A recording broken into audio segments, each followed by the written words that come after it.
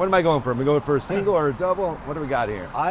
You do you. What I normally do is I kind of do a raking 2-shot. I'll come into a single. I'll come. So really, this is your camera that I'm holding. No, this is because I'm looking at you. So that's my camera. Kind of. You could think of it as cross coverage. Yeah, this is director talk right here. I like this. I want to know what my day rate is, though. I didn't expect to have to do any work today. I'm really putting you to work. That's true. On your left. You're listening to Doc Walks with Ben and Keith.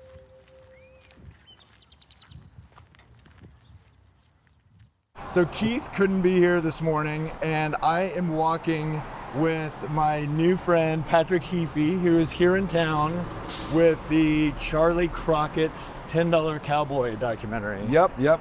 And I'm putting you to work, Patrick. You are. Do you like Patrick or Pat? It doesn't matter. Usually it's Patrick when I'm in trouble. What do your friends call you? I would say Pat. Okay. Can I So call you Pat? No, you got to use Patrick. All right, we're Absolutely. off to a great start. Absolutely. And I'm just checking framing. I'm not looking at this camera. I'm just, okay, does that look good? I gotta look So in addition to being a guest that we're putting to work, Pat also hid his microphone very well. Because I think yours is pretty tacky. Mine is not hidden at all. I got a good microphone story. Oh, tell me. So I started out as like an audio guy, really. Okay. And where's this? it was up in Lake Placid, New York. Okay. Are you a New Yorker? Yeah. Is that where you were born? Queens. Okay. And then Rockland, then Plattsburgh. That's where I started production. The Olympics changed, and I was able to be a part of the Olympics. Wow. So I was over at the '94 games, and Nancy Kerrigan and Tanya Harding, that whole thing was going on. No way. Yeah, so we had like a night off, me and the team, and we're going to a venue. I forget what it was, skating or something. Okay. And they're like, we got a call from CBS, or I forget who, CBS Newsnet or whatever it was. Nancy Kerrigan's willing to do an interview. You got to run over and get it. Oh boy. And we're like, holy crap, we don't have anything with us. And how old are you at this time? 20, so 94, 25? 25. Okay. So you're just kind of starting out. Yeah. All right. And we had a camera, we had like a basic kit, no lights, no boom, just a lav and an old Betacam. Remember Betacams? Oh yeah. Oh yeah. So we put on the mic and finished the interview, and I go to take off the microphone and she starts to play with it, and it's a vampire clip. Oh boy. And sure enough, she pricks her finger. Oh no. And it was like, ow! And I'm like, Jesus, now it's gonna be me and Tanya. Oh no. So what happens? What happened? Well, her manager is like, okay, so this is only going to the New York market, right? We're like, yeah. Oh, no. We're like, we don't know where it's gonna go, because once it's up on the bird, any of the network, it's part of the whole CBS thing. Right. I don't care. You tell this bird guy, only New York. This bird guy. So the bird is an industry term for basically when you would like upload something to the satellite that would distribute to all the CBS stations. In this case, because it was for CBS. Right on. It was fun. That's hilarious, man. Wow. So you took your life in your hands by miking up Tanya Harding. Yeah. And I was telling you before, I feel like I have to give a disclaimer. Lots of disclaimers this morning in this episode. I was up very late last night at Richard Linklater's Nouveau Vogue premiere and shouting at an after party, which is why I sound a little bit like Tom Waits. And then I went home, and the World Series Game 3 went to the 18th inning. I tapped out after 16. It was like 1 in the morning and I had to go to bed. I'm a little ragged this morning, and Keith couldn't be here, so this is a little bit of an unusual episode. I'm not mad. Ready to start off. I'm not mad. Okay, good. Just a little disappointed. Well, then you and my wife have a lot in common, it sounds like. But let's set up what you're doing here in town. I mentioned that you're here with a CHARLEY CROCKETT doc that's playing the Austin Film Festival, and I figured this would be a great walk for us to do because you are primarily a music doc guy, and I thought, why not walk up and down South Congress and we can look at historic landmarks like the Continental Club here right out in front. I assume you've been here plenty of times, right? No. Really? You know what? I'm kind of like a Forrest Gump kind of guy. I don't know much, but I happen to step into a lot of stuff that happens. Okay. Well, this is one of the premier venues, I would say probably in the United States. The Continental Club is where, I mean, CHARLEY CROCKETT's played here a million times. Most Austin musicians come through here, all the big ones you could possibly name, Stevie Ray Vaughan, Willie. And it is like walking into a piece of like living Austin history here. It's cool. Yeah. I wish you would have told me about this earlier. The truth is, a lot of the stuff that I do, you know, Yeah. I'm brought in. I don't know. I'm not, you know, a music historian by any means. I don't really have any musical talent. I did try to play the drums when I was a kid, and I think that's why when I started as the sound guy, cameraman, then I went into editor, and that's where I really feel like editing was my real wheelhouse. So that's like my musical ability would be editing. Wow. You know. And am I right that you live in Nashville now, or No, I work in Nashville a lot. So I'm going to Nashville tomorrow. Oh, okay. Yep. But New York is home. New York is home. Gotcha. Okay. Well, so tell me how you got into this crazy business of making documentaries for a living. Well, you know what? I don't know if I make documentaries for a living. I make documentaries and I happen to make money from it. You know, Okay. when we talk about this business, people are like, you know, well, young kids, I want to be a director, right? And I always tell them, like, how are your sports abilities? Because it's going to be easier for you to be a professional athlete than a working director only directing, Wow. right? Okay. Who do you, like, it's hard. Yeah. So I'm a It's hard. There's producer. a lot of rejection. Absolutely. So I'm a producer, director, cameraman, sound man. You know, I own a company, I have employees. What's the name of your company? LCM 247. Oh, what does that mean? Do you bleep shit on this? Or do you No. go, No. You can say I whatever might you want you to bleep it. Last chance, motherfucker. Oh. No, it doesn't mean that. Oh, I like that. And then 24/7. You know, Wow, it's a whole story. But That's very New York. I like it. A punch in the face. I like, you know what? I'd rather what people think about it. You want people to think about Just it. think about it. Yeah. You know, because if you make people work a little bit and if you pique curiosity, they're Yeah. going to remember Right. a little bit better. Right. But if they don't think about it, they won't. Man, I like that theory. That's cool. I keep them guessing. Keep them on their toes. Yeah, and with documentaries, I did, you know, the first documentary I did was actually my last project in college. And Okay. And where was college? Plattsburgh, SUNY Plattsburgh. Okay. I was supposed to be a firefighter, FDNY, like my dad, my brother, my cousin, No way. Yeah. A family of firefighters. firefighters, and a bunch of other stuff, 1 to 6. Now I understand the sports analogy. Like if you come from kind of like a physical, you know, tough family, you can see how, yeah, the filmmaking may not may not make sense to a lot of people in your family. Here, why Yeah. don't we go this way and we'll get off the main street here. So it was about the FDNY CSU, Counseling Services Unit, Okay. about post-traumatic stress debriefing. Oh, wow. And so I like to tell stories. We are doing a very serious podcast, ladies, all right? We're working. We gotta flip it around. We're You are working- part of it now. We're working really hard here. You know, would you guys mind holding this camera? My arm's getting tired. So that was my first documentary, obviously close to my heart. Yeah. It was about firefighters, you're saying? Yeah, it was about the firefighters and the post-traumatic stress debriefing. So I what would see. happen is if you're a firefighter, like my brother and dad, Yeah. you run into a lot of situations where, you know what, the truth is, I think fear of death, you know, when you're being a firefighter or a cop or any kind of first responder, you know, it's always there, but I think it's more of a concern for the people who love you. It's seeing what they have to see, Yeah. you know, people at the, you know, worst moments and in horrible states. Yeah. So you don't know, oops, who the fuck is calling me? Oh shit, Oh, we're getting ready to pack up the truck. Uh-oh. Yo, what's up? Good. I'm just in the middle of a podcast on the street, but no, because you need to pack up the truck? All right, cool. Make sure there's a box coming in with some more media that you're gonna need to bring with you. All right, cool. All right, I'll talk to you in a little bit. All right, thanks, man. Bye-bye. Look at you, always working. So we're shooting Jamie Johnson on Thursday, another country kind of artist, Americana artist, and then Peter Frampton the following week, celebrating 50 years of Frampton Comes Alive. Wow. Which, coincidentally, one of the songs was recorded at SUNY Plattsburgh, where I went to school. So, Look at that. Full circle. That's so cool. Okay, so you make a doc about firefighters dealing with post-traumatic stress. Yep. You're in your mid-20s at this point? No, that was college. Oh, right. Okay. And so then you moved to the city?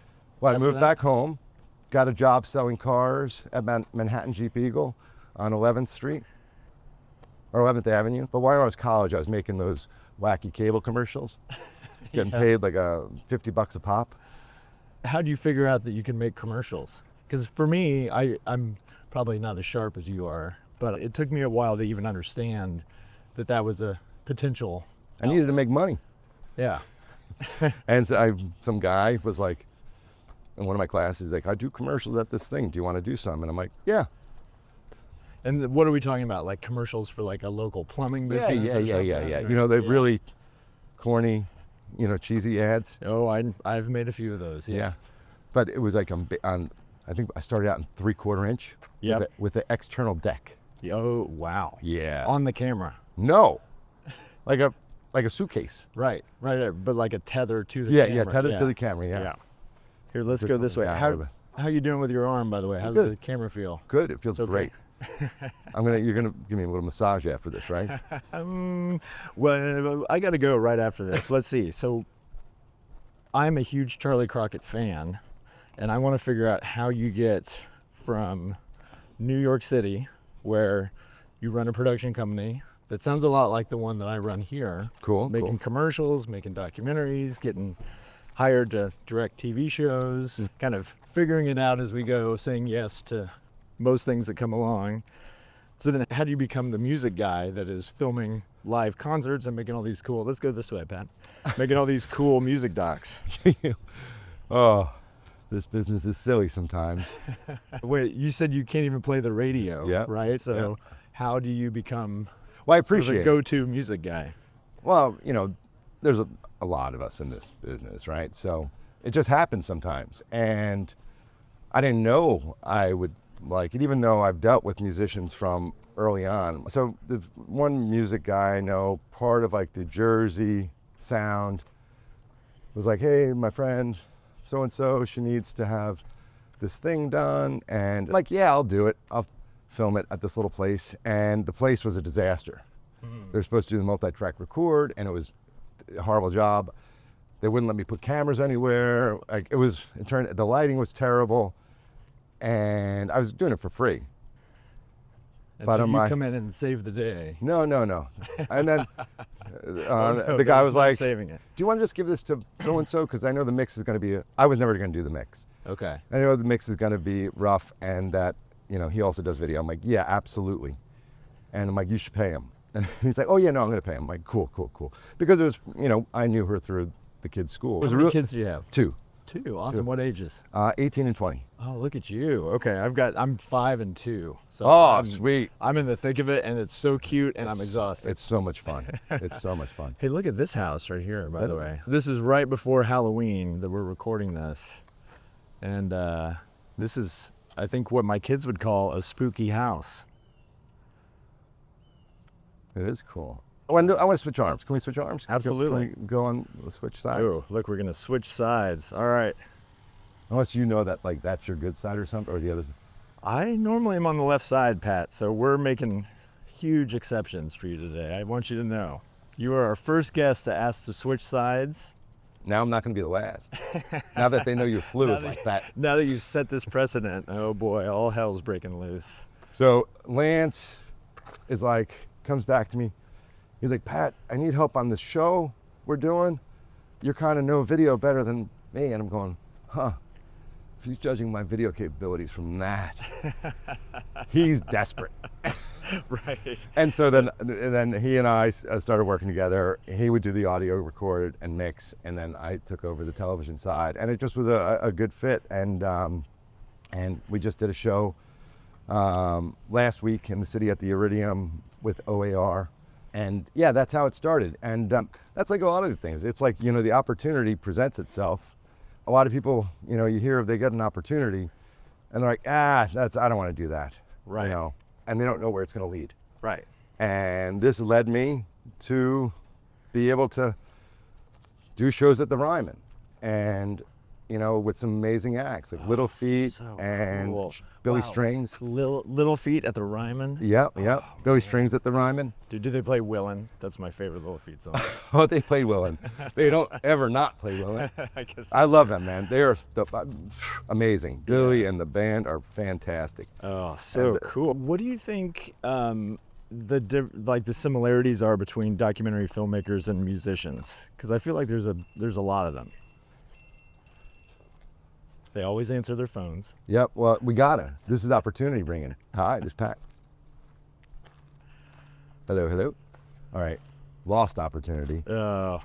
No, right? It's true. Like when I get a call, like it sucks. Usually, like I wouldn't, but I know that in this situation, it's a little goofy thing, goofy moment that happens, and you never know who's on the other side of that call. Absolutely. But isn't it usually just telemarketers?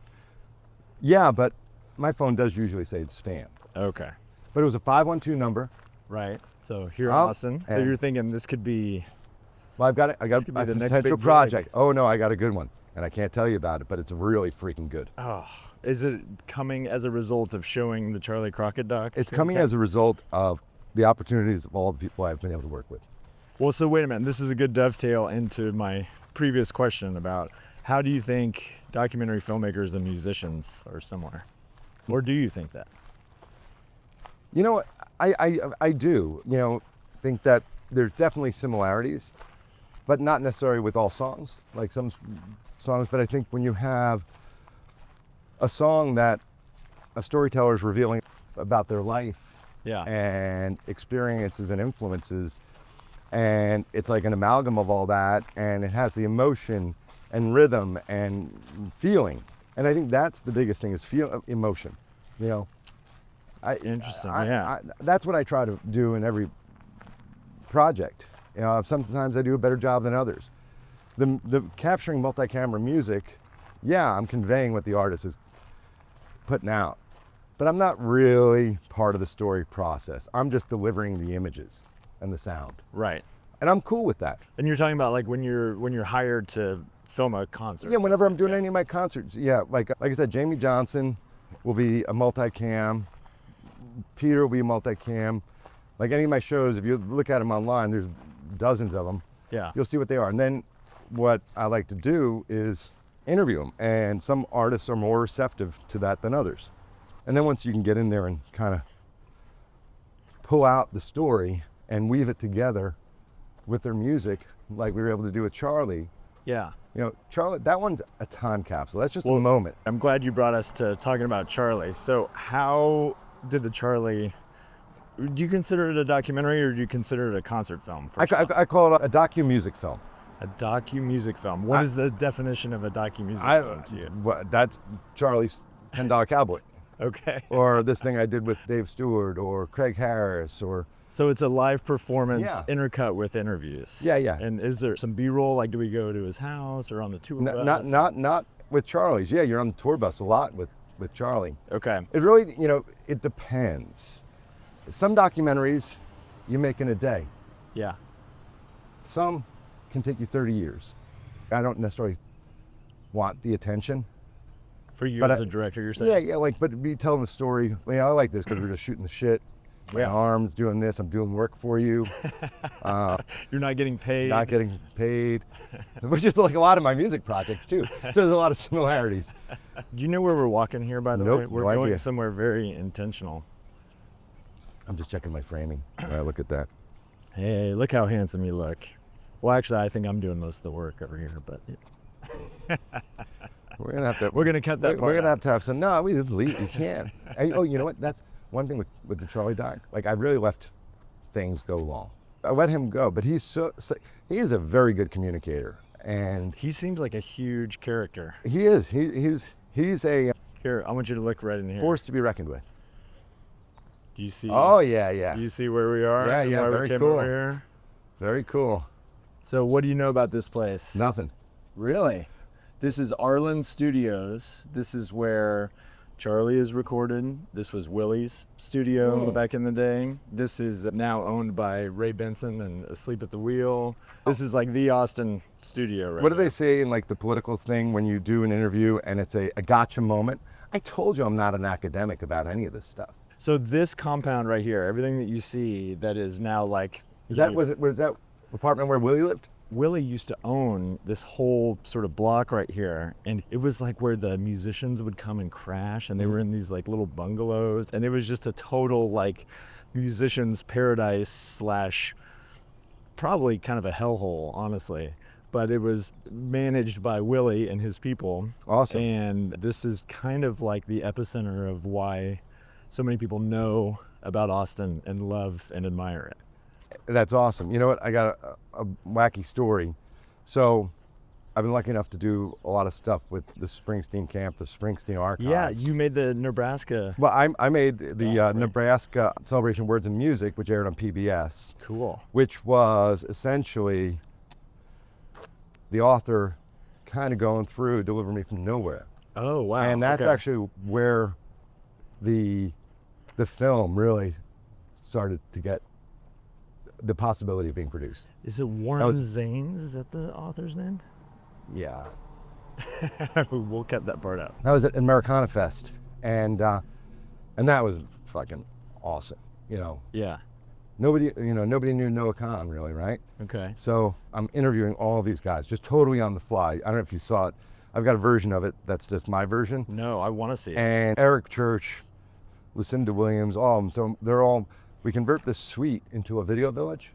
Wow. And we had no time. We'd like to do it. This is like all this stuff. And it's kind of like a stage, reading that we had to change over the acts in between the reading, with the bands, the Lumineers, all these guys. Okay. So I grabbed the Lumineers at one point. I'm like, come on down. And they're like, where are we going? And we're walking past all the people that are lined up. We're going next to the dumpster. We're going to do a little interview there. And then my line producer and kind of production manager or AD was like, Pat, doors are open, we gotta go. And I'm like, I gotta get Noah. Don't get Noah. I like to rub this in his nose, rub his nose in this all the time. He's like, nobody knows him. I'm like, my kids do. Dude, like that's the one they were interested in this whole show. Right. You can't go home and disappoint your kids. Yeah. No, my kids are on the pulse of all these new. Of these new acts. Yeah. And like few weeks, maybe a month later, he was on Saturday Night Live, and that's when all of us old buggers. And we were trying to do something with him when he was in Ireland, but he just blew up. And I joke we get him coming up and coming down, but That's cool. Yeah, and I read in your bio that you have an Irish connection too, right? Like didn't you work on a project that was funded, got some Irish financing? I have like a digital agency too. And so I did a joint venture with an Irish company. I'm a dual Irish-American citizen. You got to hedge. Who knows? You're hustling. I love it. You don't know. Every day could be the last day you produce something or direct something. Because the opportunities, you're as good as your last project. And while I'm lucky, things are going in the right direction. I realize that, at the end of the day, you gotta make sure that there's something out there. And that joint venture actually allowed me to focus more on television and film and let my new partners deal with all the digital side. Cool, okay. So it's like growth, but allowing me to actually contract my focus. I feel like the name of this episode should be Opportunity Calls with Pat Heaphy. What do you think? I kind of get it. You're leaning into the phone. Your phone's blowing up. You're saying yes. You got multiple lines in the water. You're hustling. I love it. What would I do? I'm lucky. I've got good folks that Let's work go with this way. me, and I try to give them, the room to do what they do. Yeah. Like my editor, Lennon Nersessian, he is somebody who's in the background that nobody knows, but man, I couldn't do it without him. Filmmaking is a team sport. Like that's arguably the most important thing is like getting the right people around you to help you realize your vision, you know, and make projects happen with you. Yeah. But you also got to make them happen. Sometimes that means doing it all on your own in the beginning, like shooting it. Like Right. there's a lot of stuff I've just shot Right. on my own. Somebody doesn't see it, what I'm going for, and it's like, okay. Well, here, let me show you a proof of concept. Yeah. Well, you know, it's like, I'll tell you about Lennon's. I mentioned this, some docs you make in a day. So my 9/11 doc, I shot it on 9/11 as I walked from my office on 5th Avenue down to Ground Zero. Wow. Here, let's stop here for a second. This is a nice little backdrop here. And, Okay, so yeah, I read about this. You were in New York on 9/11. yeah. 9/11 happens, and then what do you do? I was curious. I didn't know what the fuck was happening. Yeah. So I grabbed the camera, an old PD 150, Yep. and just started asking people on the side of the road what was happening, listening in on car radios. Like, we didn't know. And it's on Amazon. If you want to like feel like we're on the ground Yeah. on 9/11, Witness to 9/11 is something that will let you see what happened in the shadows of Ground Zero. Wow. And that's what it's called, Witness to 9/11. Yeah, in the shadows of Ground Zero, because I like to have long like titles for everything. But Lennon, he I threw the stuff on his desk like maybe 7 years ago. Okay. And I'm like, I want to do something with this, but what do we do? I thought we would have to reshoot it. He just took everything, strung it out. And he's like, Pat, there's a story there. It unfolds as a total organic narrative. Incredible. The only thing that was really, you know, created was the little intro titles Yeah. and the end credits. Everything else is Wow. just laid out. And it's something that I think, you know, when you look at your work, Yeah. of what you'll, you know, maybe like not legacy, but, you know, the things that will stand out, that will be something Yeah. that will stand the test of time. That's amazing. That's super cool. Well, we are surrounded by very noisy things here. Let's walk up these stairs and then we'll find a spot and then we'll do a lightning round here to finish off. Told the you, walk. I'm not an academic. I don't know that's. Well, I'm not going to fancy ask you stuff. actually about And I can't even hit my lightning. hand. Wait, what did you say to me when you walked up, when we very first met? You want me to give that to you? Yeah, I do want you to give that to me because nobody has ever said that to me before. There's something about this guy's eyeballs that remind me of Will Ferrell. No, don't be working them.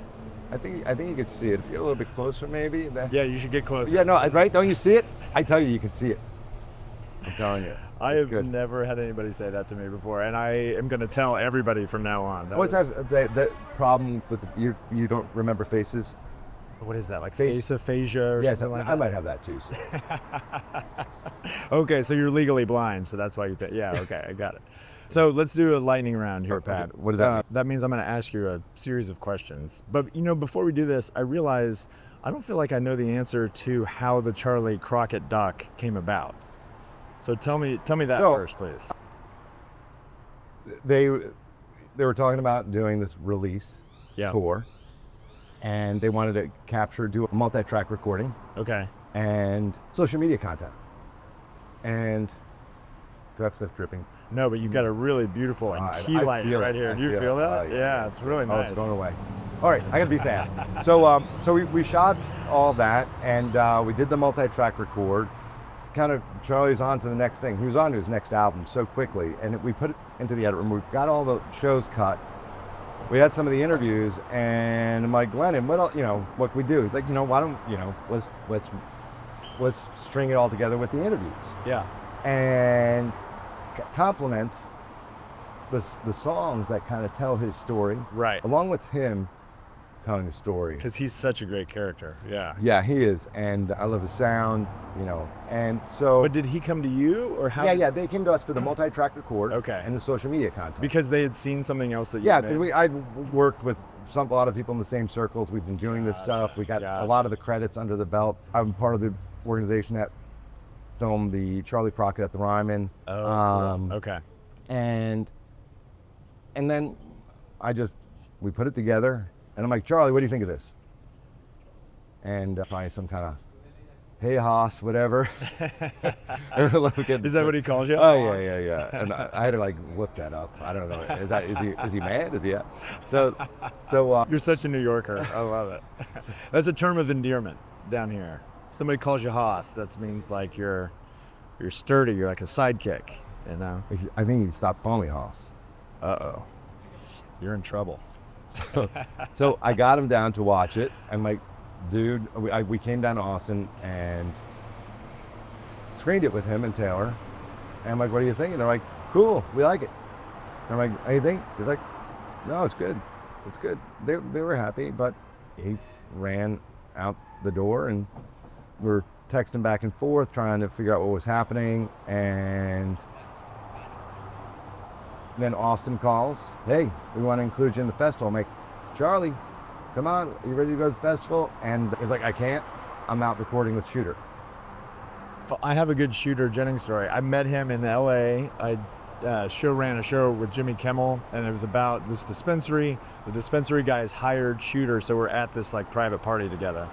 And I was asking him, who's the most like your dad right now that you've worked with? And without hesitation, he was like, Charlie. Charlie's the real deal. And he was talking about how he comes in and he'll have like most of the sketch of the song finished, which is amazing in and of itself. Sure. And then he will watch him basically like orchestrate the whole band in kind of real time. And he was like, that feels like the closest thing to like what Willie and my dad and like the way they did albums in the 70s and 80s, you know. I would have to stalk Charlie at different places to keep up with him.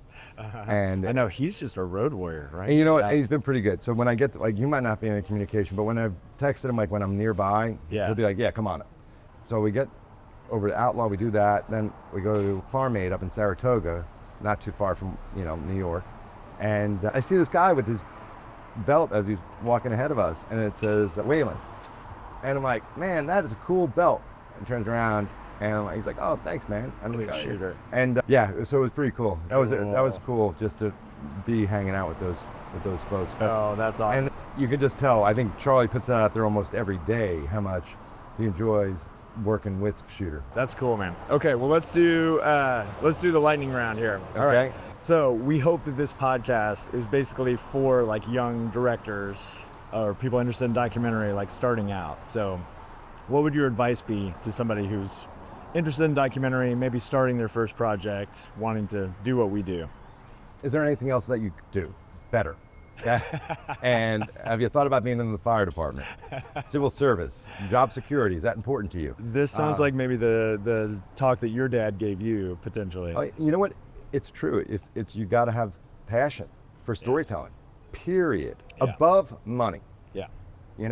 And if you can deal with that, what kind of lifestyle you're going to need, and then we don't talk to kids about that. Right. Maybe if you came from a family that, I came from a family of 1 of 6. I shared a bedroom with 2 other brothers. There's 3 of us in 1 bedroom. So, going up wasn't as hard for me, or maintaining that same lifestyle. I think that's one of the biggest things I would say is that, are you willing to put in the work, eat ramen, and and it could take a long time. Like, I've been doing this for, what is it? Leaf blowers. At the bane of our existence. I've been doing this for 30, I'm trying to do the math. 89, I think, was my first professional gig. So 11, so it's 36 years. That'd be 36 years. And wow. And I was very lucky. Yeah. I was very lucky. But the first time I was able to kind of have, a documentary at a film festival was probably 10 years ago. So that's 26 years of doing this stuff before maybe any of your work is not necessarily appreciated. We could say appreciated, but that maybe your story connected. Right. And you're still trying to find your own voice. So what is your voice? And we do have voices as documentary filmmakers. Absolutely. It's we're not journalists. It's not like an objective truth. It's your version of the story. Exactly. Yeah. I try to keep always the truth. in it, you know, or at least the truth as I see it. Well, as you see it, exactly. Yeah, it's subjective. Yeah. Yeah. Okay, great. So then what was the film, like the gateway drug for you? What was the one that you saw that you were like, this is it. I want to make films. I want to be in this business. There wasn't a film, it was a camera. I was a visual storyteller. My sister just took a photography class in high school, a Contax K1000. Yeah. And whenever I can put my hands on that as a kid, maybe 10 years old, I wanted to take pictures. I wanted to tell story through imagery. Cool. And then this was just a natural evolution of that. Awesome. Okay. That's the first answer like that we've gotten. That's cool. I like that. Okay, dream collaborator. If you could collaborate with anybody, who would it be? In what form? Like, I guess in filmmaking. Like if you could make a documentary about anybody, or if you could make a documentary about. or work with your favorite director on something, like who would that be? See, I don't have any aspirations for that. Oh, interesting. Okay. Because you know what? That has to happen organically. You know, you can't, like, I don't even put that thought in my brain. I think that every relationship I've had with anybody in the craft side of it has happened organically. They're friends of mine. Right. Let me just reflect that answer back, because I really like that. Like if I hear you right, I feel like you're saying you're not thinking about collaborating with anybody different, because then that just leads to unfulfilled expectations or disappointment, and you love your team that you've built already. So. Yeah, and I'm willing, like we build out the team all the time. Yeah. When we did the Charlie show down here, I reached out to my friend Phil Nobert, who I went to college with, and I knew he was down in Vegas but traveled around.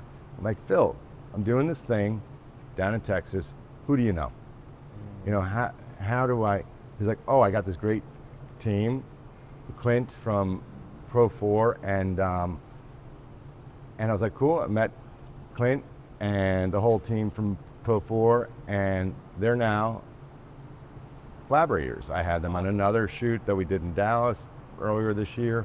So I'm just open to the universe, man. And when people are cool, they come into it, and they kind of have the same, I think, work ethic and love for the work. I love you know, that. it has to be, they got to be wanting to be a part of the storytelling process. Okay, last one. What is the thing that you can't stop thinking about right now? AI. Say more about that. Why? Why? It's another tool. Yeah. We're storytellers, right? Every new tool. I was the first Avid outside New York City back in 1993 or 94. So you've been an early adopter of technology. Oh yeah. Yeah. It was hard to get people on to Avid.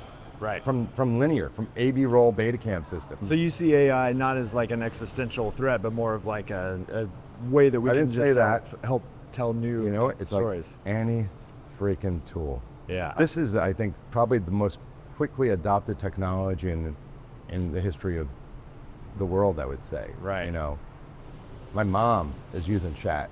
Really? You know, yeah. So when we're looking at storytelling, now it doesn't have to be the final thing on the screen or wherever, but I think allowing you and I to workshop ideas, it's, I think, efficient. I think it's a democratization of tools, and there's so many storytellers out there that can't even get this camera. Right. You know, and why should they be hobbled? Right. So it's a great point. And if you're threatened by it, if you think it's going to take your job, then figure out what your next job is. Right. So it's an interesting world, but we also have to keep in check. I think, you know, it's like the mob. You know, keep your friends close, keep your enemies closer. That's a great way to end it on. Awesome. Pat, thanks so much for doing this, man. I really appreciate it. Thank you very much, my man. And yeah, how's your arm? Yeah, I'm waiting for the massage. Don't tell me you got to run. Cut. Okay, that was Pat Heaphy, and talking about his film about Charley Crockett, $10 Cowboy, that was playing at the Austin Film Festival. That was a blast, walking around South Congress with Pat, going by the Continental, going by Arlyn Studios, learning all about Charley Crockett, all about Pat's career. I hope you guys enjoyed that one. And next week we have Scott Ballou, who is a jack of all trades, a Renaissance man. He is a documentary filmmaker. He is a musician. He was the head of content at Yeti. He's now the chief creative officer at Tecovas. He also plays on our Sandlot baseball team and frustratingly hits a home run almost every time he plays. So I think you guys are going to love learning about Scotty B, and I hope you stay tuned for that one. Thanks for listening. And if Keith were here, he would say, do, do, do, do, do, do, do. Keith, that one's for you.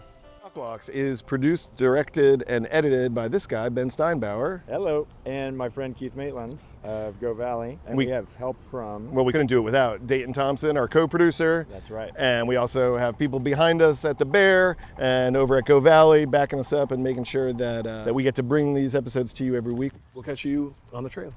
Next time on Dockwalks. Follow us at Dockwalks Pod on Instagram, X, and YouTube.